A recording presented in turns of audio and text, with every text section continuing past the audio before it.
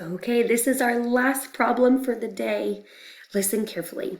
This problem should look familiar to you. The instruction says, color the shapes using the key. This is your key. Write how many of each shape there are on the line. So you've got all these different shapes right here. And remember, the way that we learned about shapes was how many sides that they have, how many sides or how many corners. So the shapes that you have are circles, triangles, hexagons, and rectangles. A wants you to color all of your circles yellow.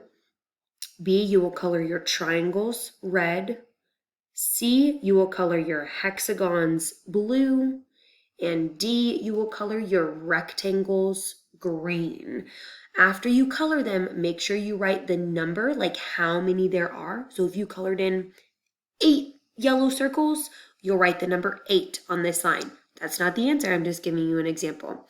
And remember, you don't have to color in all the way. If you want, you can just give me a little dot. So let's say I'm going to color in a little circle yellow. I can just do a dot like that. You don't have to color in the entire thing. Just make sure that I can tell what it is you're coloring in, okay? When you're on Periodic, you might want to make your sizer smaller. All right, so color in all of those shapes using this key, and don't forget to tell me the number over here of how many you colored of each shape.